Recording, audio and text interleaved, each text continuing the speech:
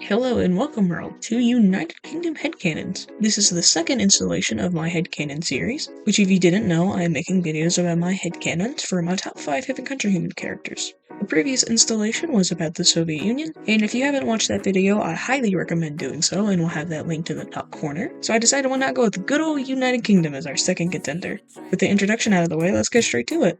To start things off, let's talk about physical headcanons. First things first, he's a twink. He's on the thinner side except in the hips and thighs area. He also has wider hips which give his figure some natural curves. Plus he doesn't have a lot of body hair. This next one I think is cute, which is that he's really short. I already headcanon that most European countries are on the shorter side because of the smaller amount of land they occupy, but he's extra short. This was also funny during his colonial days because when people heard of the British Empire and its vast reign over all its different colonies, they would picture this really big and tall man, but instead he's this short little guy.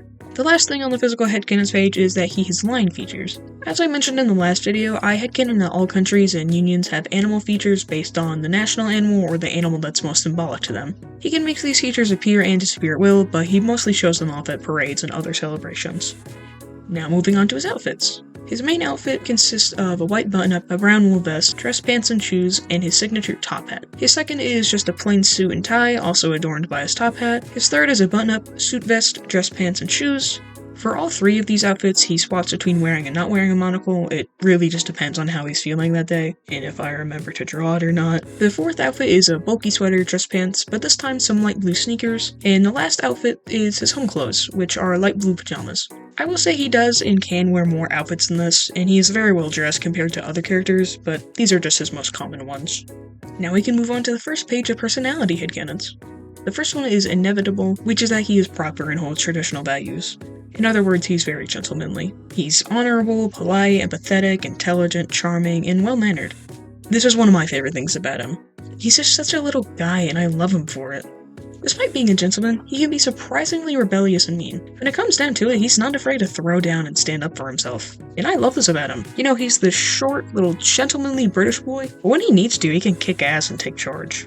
To go along with his ass-kicking ability, he values brains over bronze and is familiar with spy work and perceptions. Now, I don't think he's a physically violent, fist-fighting type of guy, unless he absolutely has to, primarily because he's short and doesn't have physical strength on his side. Instead, he uses what is on his side, his brain.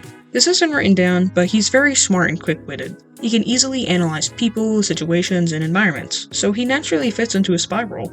Speaking of his experience in spy work, he is incredibly good at the art of conversation. As stated earlier, he can easily analyze people. He effortlessly takes notes of tone of voice, subtle body language, facial feature changes, expressions, ways of speaking, emotions, and everything else that goes into talking to people. And because he can do that, he knows how to respond accordingly every time. He's also a natural charmer, which adds to his ability. Moving on to the second page. UK has this certain maleness about him, but is not stereotypically masculine and is gentle in comparison. Alright, you guys will have to listen to me on this one. He understands his role, but he also understands that his role doesn't define him. He may not be a stereotypical rough and tough type of guy, but he still understands what it means to be a man. Yet he also understands that him being a man isn't a limitation on the person he is, in that it doesn't and shouldn't matter that he's male. But he still gives off a comfortable male vibe. Now that he's not in the spotlight as much in the past, he's more relaxed and spends most days at home or with family and friends. Basically, UK is retired. Well, as retired as you could be with the kind of life he lives. But now that the sun actually sets on the British Empire, he has more time on his hands, and he's decided to spend that with the people who mean the most to him. The last thing on this page is UK gets his rebellious side from his dad Scotland, and his proper side from his father England. The two of them were never together as a couple, they just somehow had a child together. Now, I absolutely adore this headcanon. I mean, England is obviously a very proper and traditional man, and it's easy to see that he would pass this down onto his son. In Scotland, do I even need to say anything about Scotland? So you can see how he would pass on this rebellious and defiant nature to his son. And I find this really cute because both fathers love their son dearly and want to raise him well. And UK loves them just as much, and I love that for them. Also, can I just take a moment to say how much I love this drawing? The face baby UK has contrasts to Scotland's complete and utter shock, while England is so nonchalant. It's just great. Going on to the next page. UK can be incredibly stubborn. There are many times where he will set his mind on something and will not change no matter what. No matter what is said, no matter what other option is presented, no matter who tries to change his mind, he will continue to be stubborn. This stubbornness also bleeds into loyalty, because he is incredibly loyal and devoted to his ideas and causes. He will argue to death and fight tooth and nail for what he believes in, and will not back down no matter what. This loyalty also applies to people such as his family and friends. The last thing for this section is he's very sarcastic. He has a sardonic sense of humor, and matched with his quick wits and sharp tongue, means he can lay out some pretty clever remarks. Now we can move on to his likes and interests. First of all, UK is incredibly good at boating and loves to do this. I think this because the British Navy has always been beefed because, you know, it's a fucking island. Plus I just think he likes to spend time in and on the water.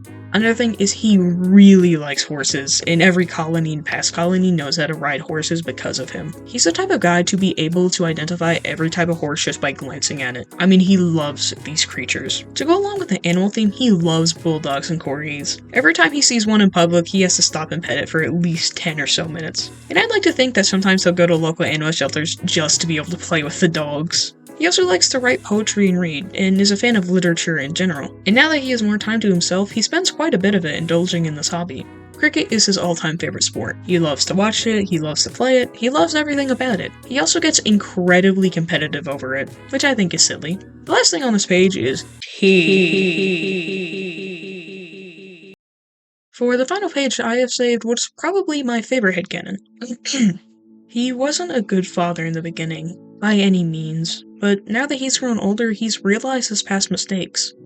He now works towards salvaging and repairing his relationships with his sons, although there are still complications with a lot of his children. UK was way too strict, distant, and unsupportive to all of his children. He held everyone to impossibly high standards that destroyed their confidence in the thought that he could ever love them. Yet the thing is, he did love them, more than anything in the entire world even. But he was too insecure and obsessed with power to stop and realize that he needed to be a father to his children. Because the British Empire reached such a height, he was obsessed with maintaining his power and image. And in his mind, he constantly needed to be the best he could be to keep this up, which he reflected onto his children by being so strict with them. Another reason he was so hard on them was because he did see potential in them. He saw the good qualities in their characters, whether it be their braveness, quick wits, determination, kindness, or any other qualities. He had good intentions, but instead of actually fostering these qualities, he pushed everyone past their limits, and ended up hurting instead of helping. All of this led to rebellions and revolutions, and after so many, he started to see a pattern. Over time, he was able to realize all the mistakes he made as a father, and was able to realize how much he regretted everything he did. After this realization, he worked towards rebuilding his relationships with his sons. He really does want to show them that he truly loves them and that he's sorry for everything he put them through.